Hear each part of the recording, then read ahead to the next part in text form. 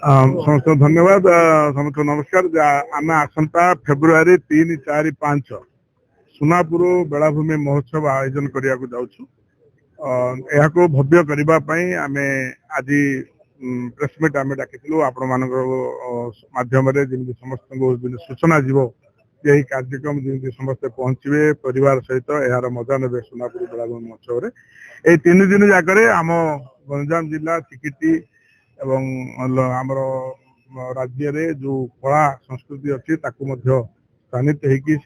निज निजर कला प्रदर्शन करेंगे सहित विभिन्न प्रकार स्टल लगे अर्मास तरफ लगे लोकाल खानार स्टल लगे विभिन्न प्रकार कलाकार माने राज्य राज्य बाहर आसवे तेणु सर्वप्रथमे आमर आज्ञामाल आसो माँ बगलामुखी माँ बालाकुमारी माँ पश्चिमेश्वरी माँ कुठारीश्वरी एवं एठिर जो फुलकाशुनी महाप्रभु अच्छा आम सोनापुर यही 5 जगह प्रथम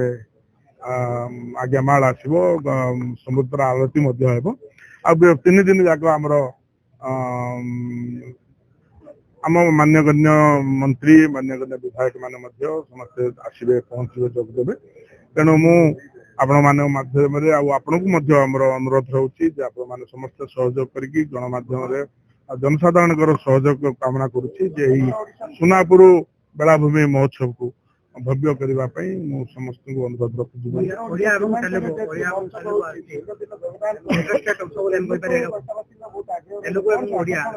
हाँ निश्चित भाव में कहीं जेहेतु कि आम आंध्र ओडिशा सीमांत आम अच्छु तेणु यह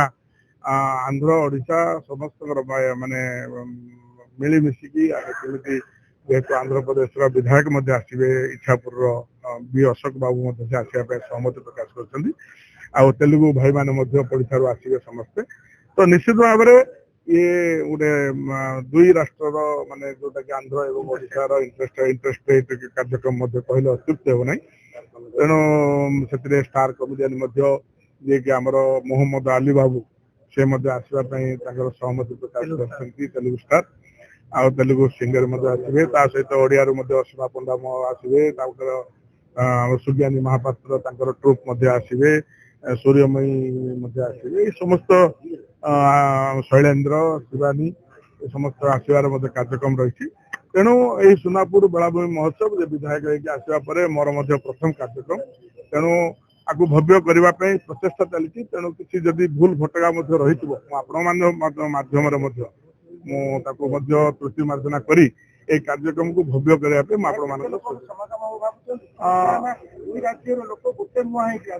हाँ देखो देखो आम जो अंचल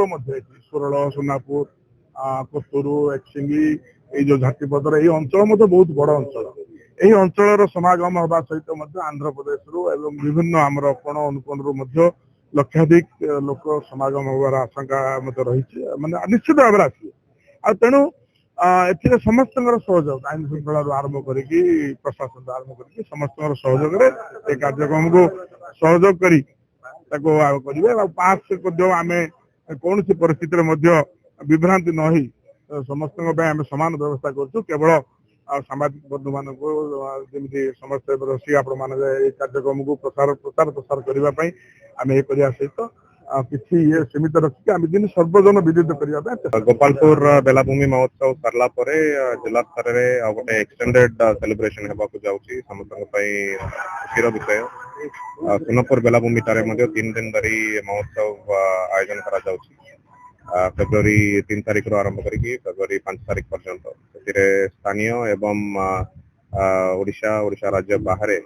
कलाकार माने आसिबार स्थिर होइछि एवं एटी 60टी स्टॉल मध्ये लागिबो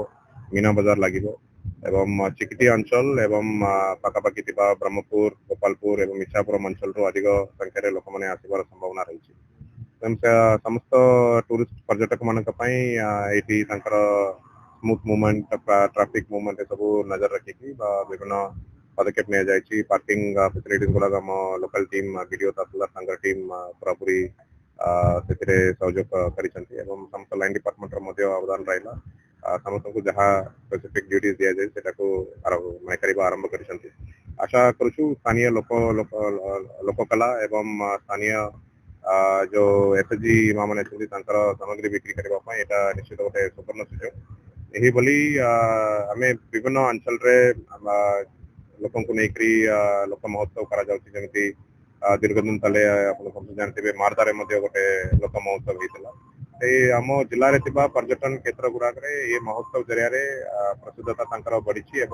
अधिकाधिक संख्यार लोक मैंने आम जिला विषय जापर से जगह विषय जापर जोटा आगामी दिन में ये अधिक पर्यटन को आकर्षण कर अधिक संख्यार लोक आसिले निश्चित ये अंचल व्यवसाय बढ़ लोकर जीवन जीविका आग को बढ़ दिगरे Sonpur blue flag beach Sonpur बेलाभूमि महोत्सव आयोजन कर समस्त को जिला प्रशासन तरफ आयोजक कमिटी तरफ निमंत्रण रहा आसत आम समस्त मिसिकी